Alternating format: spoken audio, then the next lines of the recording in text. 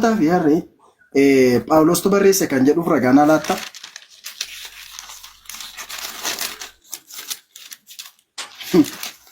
Akkas jedhamee yaadaman siin jechaa jira. Jedhamee yaadama kan jedhee dubbate eenyudha? Biyaansi sababni ni jira ta'uyyuu malee isa kana immoo gadi fageenya yeroo biraa haasa'uu dandeenya siin jechaa jira. Dhaggeeffadhu obboleessa koo baay'ee ittiin rakkatiini. Mee fakkeenyan sii fudhadha. Filimeewoon macaafa Limiyooniin yookaan gara Filimeewoonitti kan barreeffame ani Phaawulos jedheetu Kiristoos Yesuusiif jedhee hidhamee utuu hin jiru ani Phaawulos kan jedhamu Filimeewooniif eenyu barreesse? Phaawulostu barreesse jechuudha. Iddoo kanatti immoo kan ilaalle Waaqayyo ilma isaatiin nutti dubbachuu isaalee jalqaba malee eenyu akka barreesse, eenyu akka jalqabe, eenyu akka xumure, eenyurraa akka fuudhame wanta beeku tokko iyyuu waan dubbatame hin jiru. Phaawulostu barreesse kan jette sanallee abbootii amantii yookaan barsiisota teoloojii macaafa qulqulluu warra barreessan yoo fidde deebii argatta natti hin fakkaatu. Kanaaf Phaawulostu barreesse jettee sammuu keetti sin himiini yoo barsiistes Phaawulostu barreesse jettee namoota hin barsiisin. Understand? Isa kana rakkatiin biyaansi waa'ee kana biyaansi anaa fi wanta natti ulfaatu miti. Siisa karaarraa kaatee sitti ulfaatu noo lakki waan tokko hin ulfaanne. Miknaatum ani itti walii galees madhee fudhadheera waan ta'eef inni kun xinnoo sitti gaaffii ta'e isiin rakkisaa jira malee anaaf kuni jireenya kooti. Itti walii galameera jechuudha.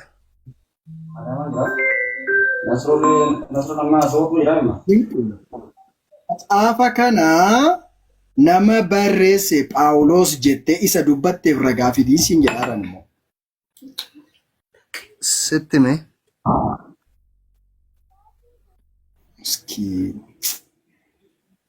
Tole, duraan sii darba inni abbaati.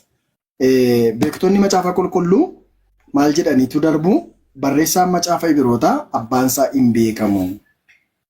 Kanaani barsiisonni waldaa keessa warri bilchina barnootaa hin qabne yookaan immoo bilchina amantichaa warri hin qabne immoo maa jedhu Phaawulostu barreesse jedhamee shakkamaa jedhu. Beektonni macaafa qulqulluu guutummaa guututti waa macaafichaa kan qoratan garuu maal jedhanii dubbatuuni namoonni akka baraniifan dubbachaa jira jechuudha.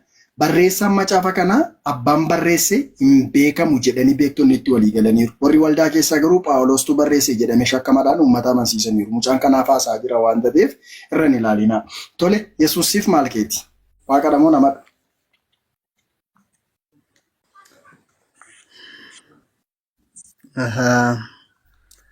Ammas gaaffii isa ammatti ibsitee fi ibsa isaatti ibsitee si deebiseen itti darba. Isa kana biyaansi rakkoo hin qabu. Yeroo biraa haasa'uu dandeenya. Isa Yesuus irratti immoo dubbachuu hin dandeenya. Yesuus siif nama moo Waaqadha jette. Kunis gaaffii baay'ee murteessaa ta'eef gaariidha. Haa ta'uyyuu malee akkuma ammatti jette Yesuus anaaf Waaqadhas anaaf namadhas. Waaqa guutuu, nama guutuu moo nama guutuu Waaqadha moo Waaqa guutuu namadha? Gaaffii kee adda baasi kan rakkatteetiyyuu. Rakkatteen jedhee rakkataan si haasaa kee sirreeffadhu. Yesuus Waaqa guutuudha moo nama guutuudha? Rakkataan si agaraa keef kan deeme malee ana miti. Jammartee ilaalaa gara. No. Akkasitti nama hedduu kana si dhaggeeffataa jira beektaa. Nama amantii garaagaraa amantii kan jala jiru amantii musliimaa jiru namni dhugaa baafatu si dhaggeeffachaa jira. Yoo dandeesse ragaadhaa hojii si baasu jiranii dhagaa hojjeessu. No, ragaan hin deebi'a. Freedom nageessa. Eeyyee. Biyaansi nama hedduu dhaggeeffatu jira jechuudha beektaa. Namoonni amantii kiristaanaatis ji'a lama guutuu taa'u miti mana natti hin tolle keessa kireeffadhee torban tokko taa'uun jaalladhu. Natti toleera kanaan garuu gari. Kaleessa garuu sitti toleera miti. Kaleessa gaafa itti akkam? Sila interviyuu kee tokko laalaan ture. Maal kan jedhu laalaa ture beektaa? naannoo gara muka xurrii kana lallabaaf deemtee waraanamee minaamin kan jedhu wanta waa'ee kaastee haasaa turte. Kaleessa sitti toleera isheetti naa ibsime. Jechi koo wanti hin jedheen maal beektaa? Chaalenjii gurguddaa eenyuyyuu dabarsuu hin dandeenye gaafa obsaan dabarsite kaleessa jechuudha. Interviyuu kee ilaale sanarraa gam dhugaadhaa sobaadhaa hin beeku siif waaqayyotu beeka garuu haga sadarkaa billaadha waraanamuu sadarkaa shugguxiidhaan rukutamuu minaamina waan sanarra ga'e waan jedhu wayii kaastee turte. Innaa gaafa sanne gaafa dhiibbawwan akkanaa chaalenjiin akkanaa akkasirra ga'e sitti tollaan wanta akkasii kasirra ga'e jechuu barbaade. Har'as immoo faalladhuma kaleessa sitti tolee sana har'as sitti tolee jiraayii waan jedhudha gaafiin koo malee waan biraa miti.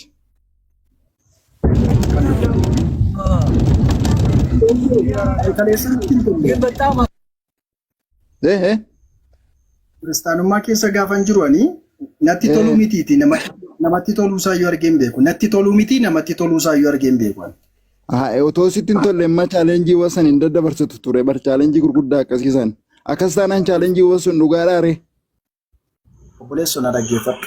Na gaafatte amma dhimma irratti lallabuu dhufne dhimma nama dhuunfaatu hin taane dhimma amantaati garuu gaaffiidhaan naga gaaffii immoo gaaffii keessa of gashaa jirta. Gaaffii baqatta garuu gaaffii keessa dhufaa jirta. Addunyaa kanarratti wanti nama assaqaayya'u addunyaa kanarratti wanti nama assaqaayya'u qaallitti mana hidhaatti dabalatee jireenya pheenxeeti. Dhugaa dubbachuudhaaf yoon sitti hime jechuudha. Rabbiif haa galatu ergan gara amantii kanaatti dhufe sammuun kun haa qulqullaa'inaaf. Maal fa'irraa? Sanyummaadhaan qulqullaa'e, lagaan wal qoduurraan qulqullaa'e, ati sooressa, ati hiyyeessa jechuurraan qulqullaa'e, ilma namaa gabbaruurraan qulqullaa'e, waaqa sadii ergaan takka kadhachuurraan qulqullaa'e, waaqa tokko duwwaa yookaan rabbi tokko duwwaatti kadhachuutti hin deebi'e. Mindinno Gabreelii Mikaa'el samiirraa dhufe fakkaatanii waldaa kee dhaabbatanii achirraa gadi bu'anii jireenya laaqamaa jibbisiisaa jiraachuurraan qulqullaa'e. Wanta irraan fayyina hin jiru. Dhugaa sitti himuu fi hospitaalli islaamummaa yookaan hospitaalli islaamaa kaanseerii na ajjeesuu jedhe irraati na wal'aanee na fayyisi yoon jedhe soba nan taasisu na. Dhugaa sitti himuudhaaf jechuudha. Innaafa kanaaf inni guddaan jiruu kee jireenya kee isarratti hin jiraattu caalaa sammuun kee nagaa argatee jiraateera taanaan amantiin sun mataan isaayyuu dhugaadha jechuudha. Amantii tokkotti galtee immoo sammuun kee nagaan arganne boqonnaan arganne taanaan amantiin sun rakkoo qabaa jechuudha. Baay'ee dubbanne yoo ta'e jechuudha. Akka waliigalaatti illee fudhachuu dandeenya. Akka waliigalaattan sitti maa jiran. Ati garuu yoo barbaadde gurdii isaa fudhadhu barbaadde mul'uu isaallee fudhadhu. Wanti jechuu barbaade si galeedde. Garuu na qonan tolisiisne. Eesh jedhi fixa. Inni guddaaf inni guddaanii amma guyyaa har'aatti amantii namaatti gammadee hin beeku. Kiristaanummaatti illee kiristaana kee taa'ee gammadee hin beeku. Kiristaana kee taa'ee immoo islaamummaatti illee gammadee hin beeku. Argiteetta miidiyaa irratti ijoollee hedduun na beekaa gaafan islaamota kana gadi ba'ee arrabsu. Ergamaa keenya Nabiyyuu Muhammad sallallahu alaihi wasallam isaaniin gadi ba'ee gaafan arrabsu. Gara amantaa musliimaa dhaquu mitiiti masgidatti garagalee fincaa'u gaafan jedheen arrabsaa ture namoota baay'een na beekaa. Har'a keessa itti galagalee fincaa'u miti har'a keessa jilbeenfadheen sagadaafii jira rabbiidhaaf. Sii galee ittuun galagaluun keessa nagashinaan immoo rabbi. Tokko inni olaanaanii sammuun koo akkam fayyu kan na godhe kiristaanummaan ragaa of kiyaan qabu ragaa ofirraas hin qabu of keessaas hin qabu. Garuu islaamummaan ragaa guutuu of kiyaa qaba. Islaamummaan rabbi biratti amantaa fudhatamaaf jaallatamaadha. Utubaa ragaa utubaa of keessaa qaba ragaa utubaa illee ofirraa qaba. Akkas jechuun maal jechuudha? Yeroo hundumaa kanan dubbachuu jaalladhu suuraa Alii Imraan maal jedhaanii 3:19 irratti amantiin haqaaf amantiin dhugaa islaamummaa qofaadha. Achuma suuraa Imraan Alii Imraan irraa mudhannee olaalle 3:85 irratti amantiin islaamaatiin alatti namni amantii kan biraa hordofu yoo jiraate inni rabbi irraa hin qeebalu yookaan rabbi irraa hin fudhatu. Kiristaana keessa wanti akkas jedhu miti wanti kanatti dhiyaatu jiraate kiristaanummaa keessatti lubbuu koo aarsaa nan godha. Siigalee amantii Islaamaa akka sammuun kootti boqotee amantiin kun dhugaa dhadhee itti of gadhiisee keessa jiraadhu kan na taasiseeni ragaadhaan ijaaramaadha. Utubaa ragaa of keessaa qaba. Kiristaanummaan garuu uumamni isaas rakkoo qaba. Giddugaleessi abboota firdii rakkoo qaba. Giddugaleessi abbootii seeraa rakkoo qaba. Baay'ee macaafa qulqulluu keessaati wangeelaawota arfan duwwaatu sirriidha. Dhugaa dubbachuu ta'e wangeela Maatiyos, Luqaas, Yohaannisii fi Maarqos. Kana alatti hundumti isaanii rakkoo gurguddaa of keessaa qabu.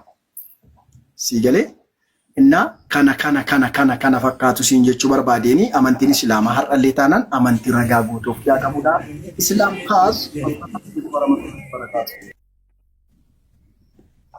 Ishi sitta tolu addee ko'anii amantiin kun sirriidha kun sirrii miti amantiin musliimaa sirriidha amantiin kiristaanaa sirriidha yookiin amantiin musliimaa sirrii miti yookiin amantiin kiristaanaa sirrii miti jechuun danda'u maaliifan jechuun danda'u beektaa?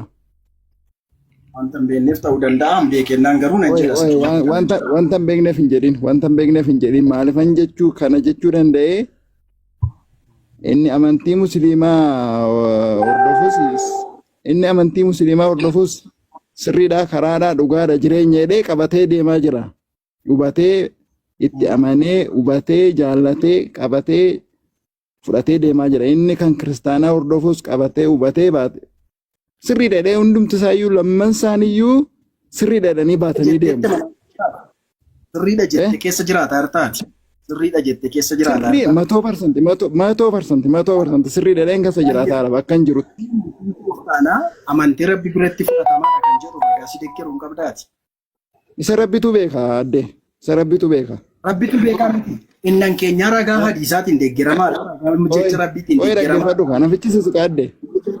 Walaafichisiisu dhaggeeffataan ture. Amantiin kiristaanaa amantii dhugaaf haqaati akka islaamummaatti kiyaa baafamee dubbatamee raawwatee ragaan alaati. Kootu qaadde na dhaggeeffadhu kan wal dhaggeeffanna. Fakkeenyaaf inni mukatti sagadu sikkoo sirriidha jedhee akkasaatti nam tokko dhuunfaadhaan akkasaatti inni mukatti sagadus anaaf sirriidha odha isaaf sirriidha bar. Sirriidha moo sirrii miti? Sirrii miti. Wantoota amantaa kiristaanaa dhugaa taasisan meenatti. Maal jettu? Wantoota amantaa kiristaanaa dhugaa jiraatte natti. Isa itti amanutu dhugaadha jedhee erga fudhatee isa isatti amanutu beeka isa. Eenyutti amantati? Sababiin isaa maal inni beektaa? Eenyutti amantati? Isa beekaara furrattu dhuka'eef hin dammaquu jedhu. Kiristoositti amantamoo kiristaanatti? Beekaa dhiibaa jirta waan ta'eef beekaa dubbii dhiibaa jirta waan ta'eef sitti himameef fudhattu. Taaddoo.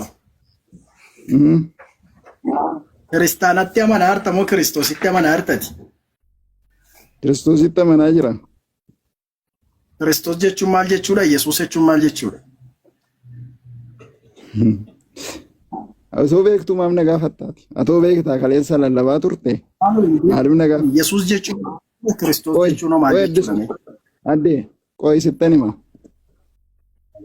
Atoo hin beektaa otoo beektuu maaf na gaafatta? Hin beeku. Akkam beekutti Yesuusin hin beektaa? Waan beektu maaf na gaafatta? Atoo beektaa kaleessa silaa keessa turte kaleessa waan kana sirriitti adda baaftee beektaa? Munkaan warra hin beekne iyyuu barsiisaa turte har'a maaf na gaafattaati gaafii kana? Akka waa'ee Yesuus hin beeku sanatti Yesuus hin beeku ni barbaaddaati. Akka ati beektutti beekuun barbaadu. Akkam beekutti beekaa. Akkam beekutti beekaa. Akkam beekutti beekaa. Garuu immoo. Lama nu ilaalaa jiru. Yesuusin na fudhata. Yesuusin na fudhachiisi. Dhaggeeffadhu gabaabumatti amma waan sitti mukeessa. Dhakaa tokko fudhannee yoo bishaan irratti naqne. Dhakaa sun irra yaa'amoo bishaan sun hin dhuga. Kana naa deebisi. Bishaanicha dhagaa irratti naquun barbaachisaa tun taane bishaanicha bishaan keessa kaa'uun barbaachisaa. Qoy kana deebise kaa kana naa deebise ammoo osoo irratti naqne dhakaa sun hin dhugamu irra yaa'a. Dhagaan bishaan waan hin dhumnee fi dhagicha bishaanichuma keessa kaa'uu dirqama ta'a. Naa deebise ishee naa deebise gargar baana naa deebise kana. Si deebiseera? Taadde. Woy. Nargeessa. Amma addisuun jechuun amantaa Islaamaa duraan hin beeku ture. Egaa amantaa Islaamaa baree booda amantiin dhugaa karaa kanaa jee filatee as dhufe. Duraan wallaalummaa keessa ture. Amma asaduma keessatti dhufne malee kooni addisuu wajjin wal karakkaruuf hin dhufne dhagaa gaafachuuf hin dhufe dhugaa dubbachuu taanan jechuudha. Gaafii natti gaafachaa jirtu gaafii akka biraati beete. Yoo amantii Islaamaa baruu feete bartee amantii karaa dhugaa dhufuu dandeessa. Gan amantaa ta'e likkii qoradhuu bare. Nuti amma akka Islaamaatti amantiin dhugaa Islaama jennee amanna. Maaliif amantii nu caaltu hin jirtu. Ammaas amantiin dhugaa Islaama. Yoomiyyuu jechuudha. Obboleessoo isa jedheera barani. Ani jedheera maalan jedhe beektaa sila? Aye. Isla maalan jedhe beektaa? Inni kan amantii Islaamaa qabatee sirriidha jedhe sirriidha ani mormu. Mormii koo mita namala aankoo sirriidha an jedhe. Ani immoo kanan dhufee ollaanii galee fi callisee nagaa addisuu gaafachuun malee dhimma biraan miti. Nuti immoo beekumsaaf wanti asirratti hojjetuuf namni biraa akka amantii biraatiin yoo du'e amma azaaba seenaa beena. Obboleeyyan keenya kun akka nurraa wanta jaan hin feenuuf asirraa gorsu jira. Isa immoo taanaan ni baradha. Amma ati.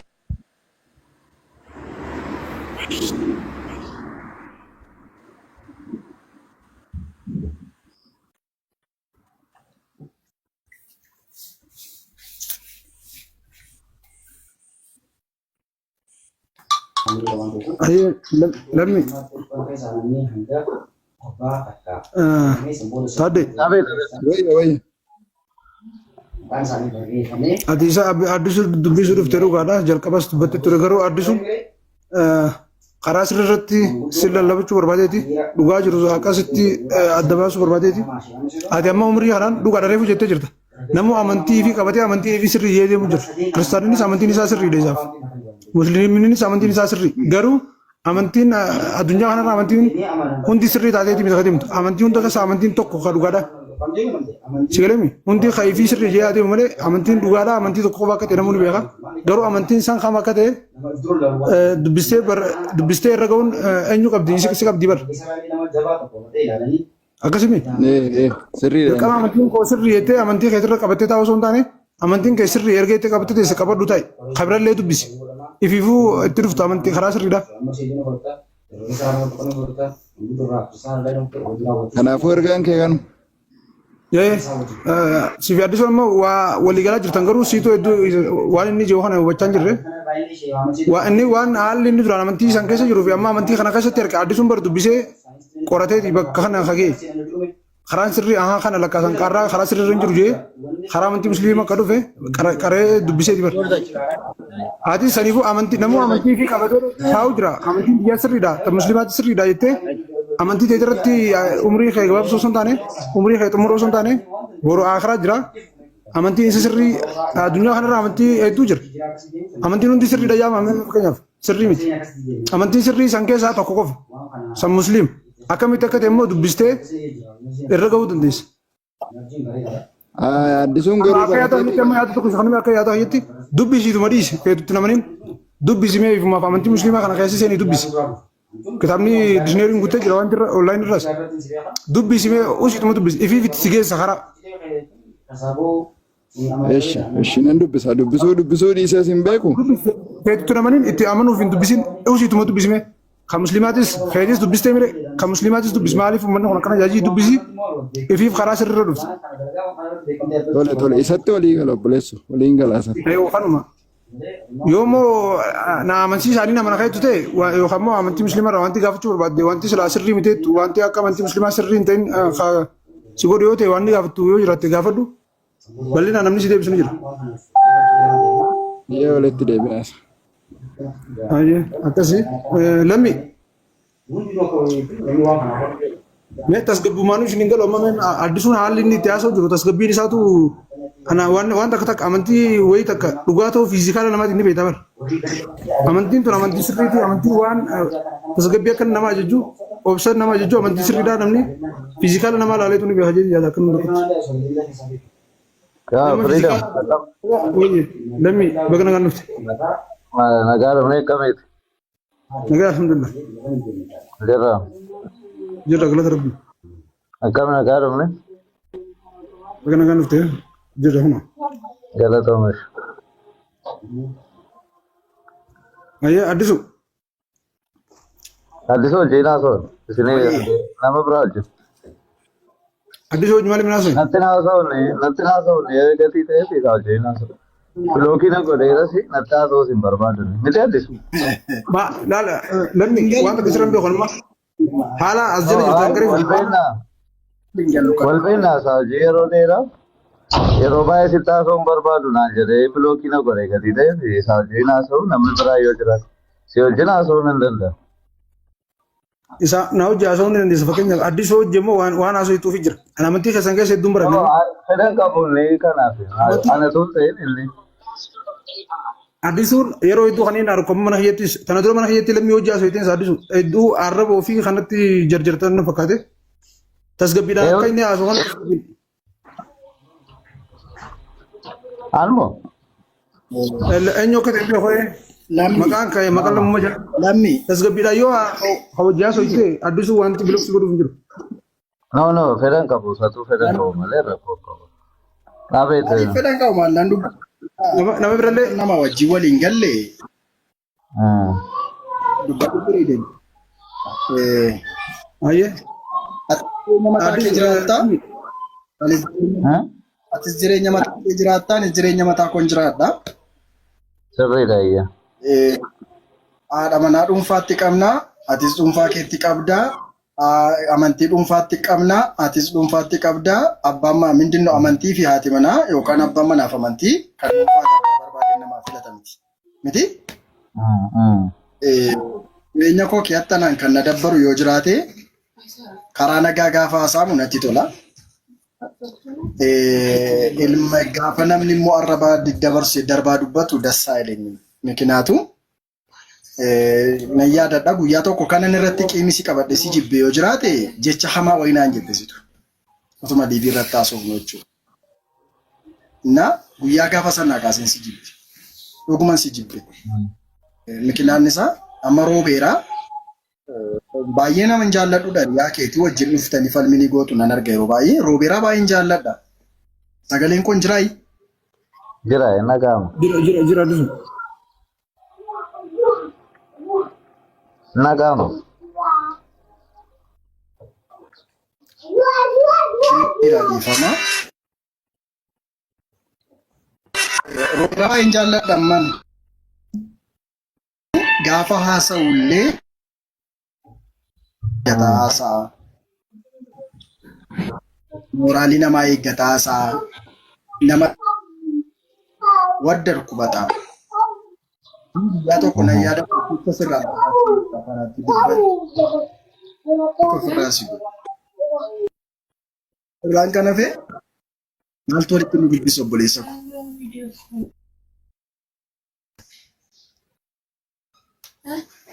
Sagaleen koo si bira geerana.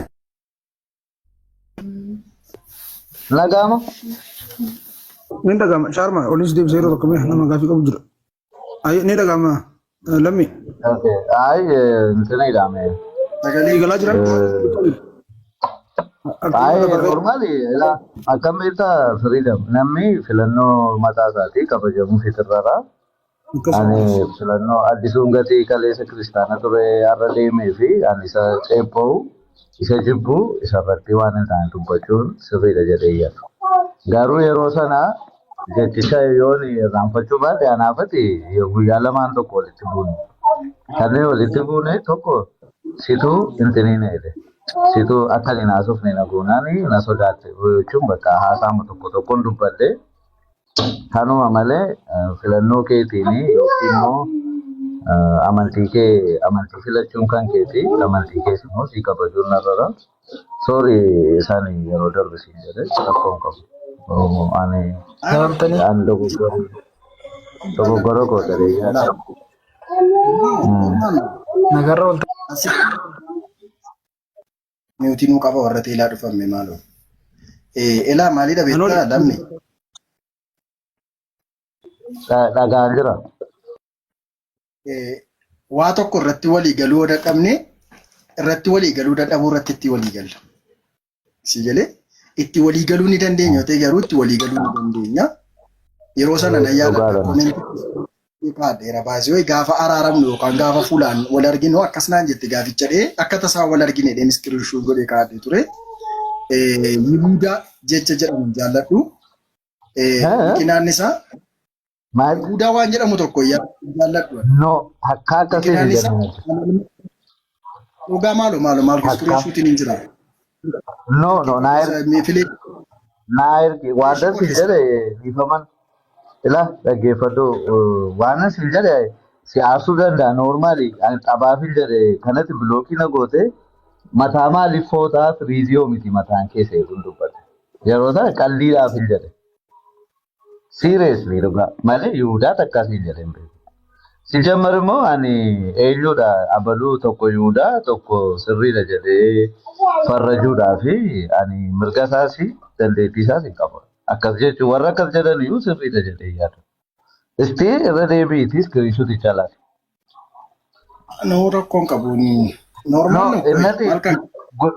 yeroo guyyaatti bilookii na goote maaloo dhabeetta akkasuma taafoo ta'anii ani yaadi gosumame walii tarraban beektamni noormaalii maqaan jechuun isumani firiiziyoo miti maaliif mataa kee footaan jedhe kanuma duwwaa jedhe. Kanuma irratti bilookii na goote. waan itti hawaasa kanuma nama jedhamu qabdu. Ol beenna malee maa jechuudha. Malee sattansi beekan sin beeku.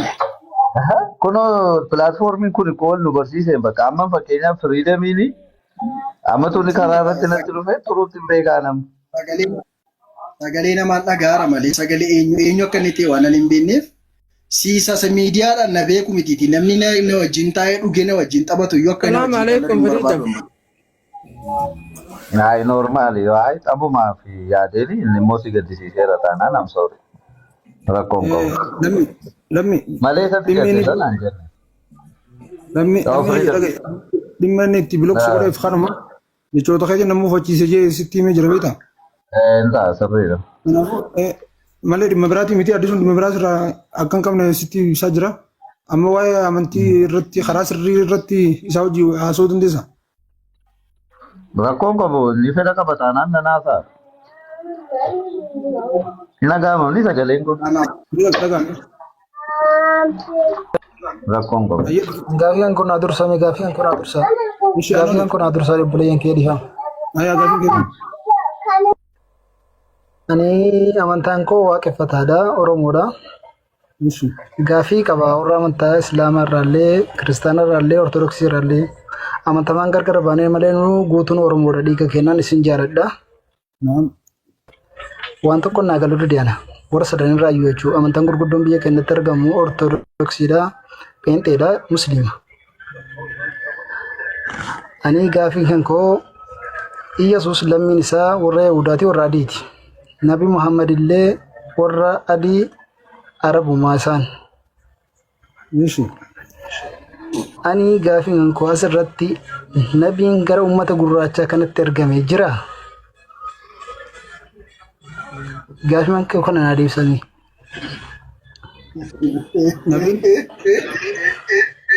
Nabiin gara uummata gurraachaa kanatti argame jira. Yeroo baay'ee gaafadhe biyya Masrii yookaan immoo karaa Kaayiroo kanatti nabiyyootni baay'een argamaniiru. Argame jira yookaan immoo Masriin uummata adiidha Yahudaadha. Arabni illee Qureeshaa uummatuma adiidha. Yeroo baay'ee nabiyyiin deddeebi'anii naannoo Masriitti argamu. Uummanni bara kanaan uumamne immoo nabiin gurraachi tokko gara South Afrikaa illee haa ta'u, Keeniyaa illee haa ta'u, Taanzaaniyaa illee haa ta'u, biyyoota garaagaraa kanneen biyyoota Afrikaa 56 keessa Masrii qofa ergaman Nabi Muusaa illee Yaaqoob illee baay'ee isaatu nama baata warra Musliimaa baay'ee gaafadhan dhaloonni akka horsiidha. Maaliif uummanni Arsii baay'een nattuu kokkolfaniituma na dhiisu. Anggaafii kan koo garuu baay'ee na cinqeera wanti kun. Meeqaa fi kan koo waan kana si yoo gaafii tokko fasdeessu jalqaba Nabi Muhammad sallallahu alaihi wasallam ummata diimaa fi gurraachaaf ni ergame. Inni addunyaa guutuuf ergame. Addunyaa guutuuf ergame. guutuun adii taate beektaa guutuun adii taate namni gurraachi hin jiru nabiin gurraachi hin jiru. Guutuun ibiddumaan nu guban Oromoo warra waaqeffataa kana yoo ortodoksii ta'uu dide ibiddaan na guban. Yoo waaqeffataa yoo pheenxee ta'uu dide pheenxeen illee karaa isaan qabatin ibiddaan na gubdi. Yoo ortodoksii ta'uu dide karaa isaan qabatin ibiddamaan gubamaan hanqama ibiddaati. Mee nabimmaan gurraachi kara keenya kana ergame yoo jiraate sanuma na timaame tanuma qofa gargannaa baasa. Gaafii keetu muratanii Nabi Muhammad ummata gurraachaa fi diimaa osoo hin taane sallallahu alaihi wasallam addunyaa guutuuf ergame. Anoole dirqama ummata Itoophiyaatiif dhufanii ergamuu qabaadha yaada ijoo qabdamu. Gaafiin keetu naan galee ummata gurraacha qofa maa keessaa achi baaste. Nabi Muhammad sallallahu alaihi wasallam addunyaa guutuuf ergame. Ummata diimaa gurraacha osoo hin jenne dheeraa fi gabaabaa osoo hin jenne addunyaa guutuudhaaf ergame. Nabi Muhammad sallallahu alaihi wasallam.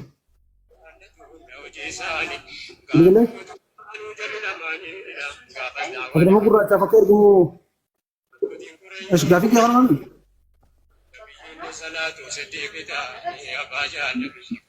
Anoole gaafiin keessa deebi'eera.